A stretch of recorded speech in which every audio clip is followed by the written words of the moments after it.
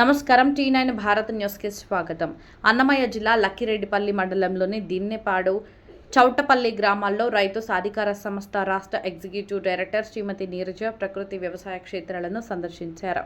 మొదట రైతు రెడ్డయ్య PMDS నమూనా పొలాన్ని పరిశీలించిన ఆమె పండ్ల చెట్లు, బహుళ పంటలు, పశుగ్రాసం, నైట్రోజన్ స్థిరీకరణ మొక్కలను సమగ్రంగా సాగు చేయడం వల్ల రైతులకు ఏడాది పొడవునా ఆదాయం లభిస్తుందని తెలిపారు.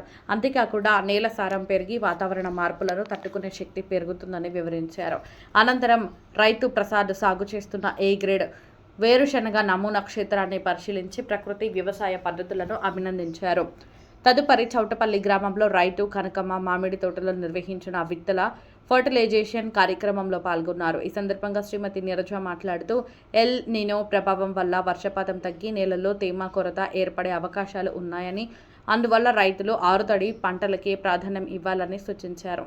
అలాగే విత్తనాలకు జీవామృతం, గోపేడ, స్థానిక మట్టి వంటి సహజ పదార్థాలతో ఫర్టిలైజేషన్ చేయడం వల్ల మొలక శాతం పెరిగి పంట దిగుబడి మెరుగుపడుతుందని తెలిపారు.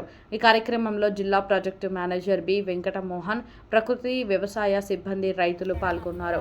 RV కృష్ణారెడ్డి, అన్నమయ్య జిల్లా staff reporter, T9 Bharat news. నమస్తే, T9 టీవీకి స్వాగతం. నా పేరు RV కృష్ణారెడ్డి, అన్నమయ్య జిల్లా స్టాఫర్. మరి దేశమంతా కూడా ఎల్ నినో ప్రభావంతో వర్షాలు తక్కువ అవుతున్న పరిస్థితులలో రైతాంగం అనేటువంటిది చాలా వెనుకబడేటువంటి పరిస్థితి ఏర్పడింది. ఈ సందర్భంగా మన ప్రభుత్వం కూడా వచ్చినటువంటి నీటిని పొదుపు చేయాలి, అలాగే ఉన్నటువంటి నీటితో ఏ విధమైన పంటలు వేయాలి, తక్కువ నీటితో ఎక్కువ ఆదాయాలు వచ్చేటువంటి పంటలు వేయడం కోసం, అలాగే రైతాంగాన్ని అభివృద్ధి చేయడం కోసం, అలాగే భూగర్భ జలాలు పెంచడం కోసం ఎన్నో విధాలుగా అవగాహన కార్యక్రమాలు చేపడుతూ, అలాగే రైతాంగాన్ని అభివృద్ధి చేయడం కోసం రైతు సాధికార సంస్థ అనేటువంటిది ఏర్పాటు చేసి రైతులందరినీ కూడా ప్రకృతి వ్యవసాయాన్ని ప్రోత్సహిస్తూ ముందుకు తీసుకెళ్లడం జరుగుతూ ఉంది. ఈరోజు అన్నమయ్య జిల్లా లక్కిరెడ్డిపల్లి మండల కేంద్రం పరిశీలకులుగా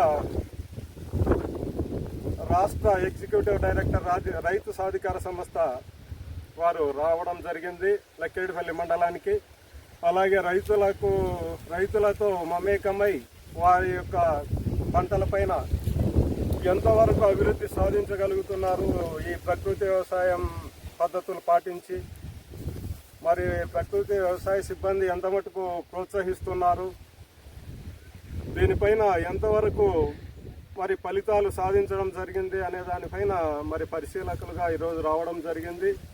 మేడం గారితో ఈ యొక్క విజిట్లో ఎలాంటి సలహాలు ఇవ్వడం కానీ, రైతులను అడిగి ఏ విధంగా తెలుసుకోవడం కానీ, వారికి ఇచ్చినటువంటి సలహాలు ఏంటి అనేది కూడా మనం ఒక సమాచారం తీసుకున్నాం. నమస్తే మేడం, మీరు ఈరోజు మా అన్నమయ్య జిల్లా లక్కిరెడ్డిపల్లి మండల కేంద్రానికి రావడం ఎంతో సంతోషదాయకం. ఈరోజు రైతులందరికీ కూడా మీరు రైతులను అడిగి తెలుసుకోవడం, ఎల్ నినో ప్రభావంతో ఏ విధంగా పంటలపైన తీసుకోవాలి మెలకువలు, అలాగే వచ్చే ఈ కురిసిన వర్షపు నీటిని ఏ విధంగా పొదుపు చేయాలి అనే దానిపైన మీరు అవగాహన ఇవ్వడం జరుగుతూ ఉంది. దీనిపైన ఒక సమాచారం ఇవ్వండి మేడం. మీ విజిట్ పైన.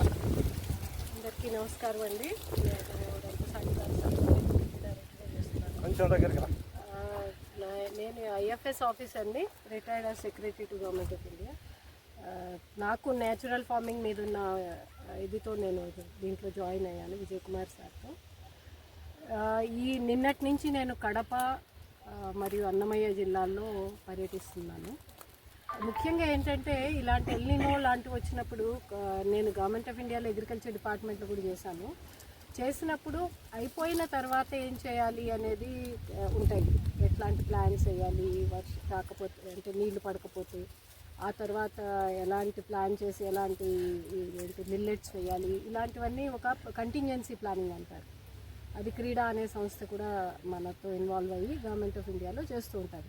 కానీ ఇక్కడ మనం ఆంధ్రప్రదేశ్లో ఏం చేస్తున్నామంటే ఎల్నినో మొదలవుతుంది అని ముందు నుంచి మనకి తెలుసు కాబట్టి మార్చి ఆ మెయిన్ మన క్రాప్ అయిపోయిన దగ్గర నుంచి మనము రైతులకి ఏం చేయాలి అనేది మొదలెట్టించాము. ఇందులో PMDS, pre monsoon dry sowing, మన రైతులు చాలామంది 2-3 నెలలు మన ఈ నేలని అట్లా పెట్టేస్తారు ఖాళీగాను. దానివల్ల టెంపరేచరు పెరుగుతుంది, ఇది లోపల మన మైక్రోబ్స్ అంటారు అవి కూడా వాటి పెరగడము ఉండదు, ప్లస్ ఈ నెల నుంచి మనకి లాభము ఉంటుంది. మేడం ఇప్పుడు ఈ పచ్చిరొట్ట ఎరువులతోనే సారవంతం అవుతుంది భూమి? అవుతుందండి. అంటే 1-2 కాదు, ఇప్పుడు మీరు 30 రకాలు వేస్తున్నారు, మీరు చూసే ఉంటారు. టీఎండిఎస్ అంటే 30 రకాల పైన వాటిని మనం అన్నీ కలిపి అన్ని రకాలు, అందులో మనకి సీరియల్స్ ఉంటాయి, పల్సెస్ ఉంటాయి, ఆయిల్ సీడ్స్, వెజిటబుల్స్, ఎన్ని రకాలు వేయగలరు అన్ని రకాలు వేస్తున్నారు. దానివల్ల మనకి పశుగ్రాసం కూడా లభిస్తుంది. పశుగ్రాసం అయిన తర్వాత దాన్ని ఇన్కార్పొరేట్ చేస్తే దాంట్లో దాని సారం కూడా పెరుగుతుంది.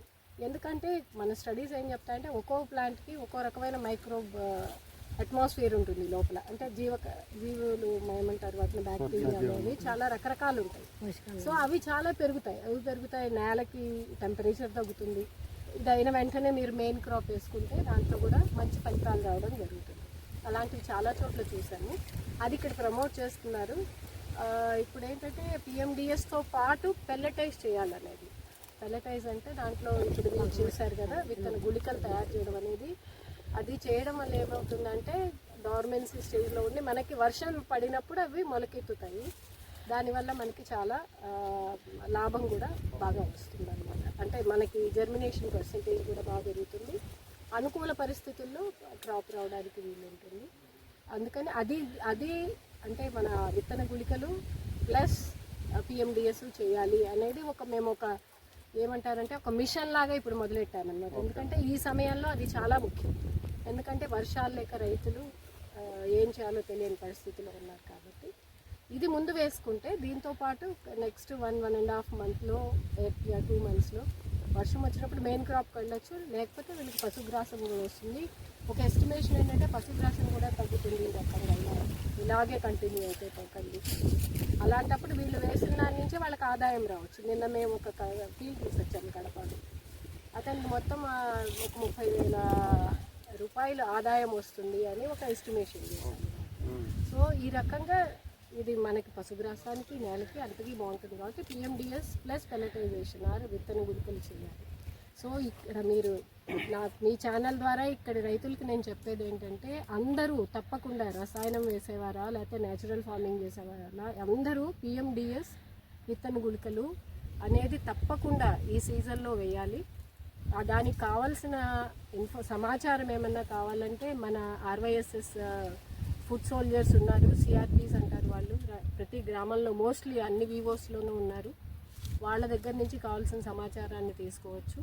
తీసుకుని తప్పకుండా వేసి ఆ నేల యొక్క ఇదిని వాళ్ళకి లాభము వస్తుంది, నేలని సారవంతం చేసి విధానాలను అమలు చేయాలని అనుకుంటున్నాను. మేడం ఇప్పుడు మీ విజిట్లో ఈ ప్రకృతి వ్యవసాయం దాదాపు 10 సంవత్సరాలు ఉంటుంది ఇక్కడ. మరి ఎంతవరకు మీ అభిప్రాయం మీరు చెప్తారో కానీ ఎంతవరకు అభివృద్ధి సాధించాలంటారు? ఒకటి చెప్తానండి, ఈ క్వశ్చన్ నాకు ఉంది, అందరికీ ఉంటుంది. ఇప్పుడు యోగా అనేది చాలా మంచిది. ఎంతమంది చేస్తున్నారు యోగా? నేను చేస్తాను, కానీ నేను కూడా మధ్య మధ్యలో మానేస్తాను. సో ఒక మంచి విషయాన్ని పట్టుకోవడం అనేది సంభవం ఇది చాలా కష్టంగా ఉంటుంది ఎప్పుడైనా సరే.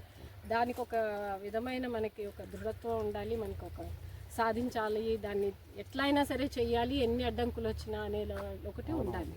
ప్లస్ ఇది కొద్దిగా ఇంటెన్సివ్గా ఫార్మర్ అక్కడే నుంచుని చేయించుకోవాల్సిన ఇది. ఎందుకంటే అలా చేస్తే చాలా మంచి ఫలితాలు వస్తాయి. నేను గవర్నమెంట్ ఆఫ్ ఇండియాలో ఉన్నప్పుడు నాకు అర్థమైన ఎన్ఎఫ్ ప్రాక్టీసెస్ కంటే నేను ఇక్కడ జాయిన్ అయిన తర్వాత చూసినప్పుడు చాలా డిఫరెన్స్ ఉంది నా అవగాహనలో. అట్లాగే మనకి ఫార్మర్కి కూడా ఇప్పుడు అతనికి చెప్పాము, ఇప్పుడే మాట్లాడాను అక్కడ ఫార్మర్కి, ఇది 2వ సారి వేస్తున్నాను మేడం అంటున్నాడు. ఏమొస్తుంది అనేది పూర్తిగా అతను చూసుకోవట్లేదు.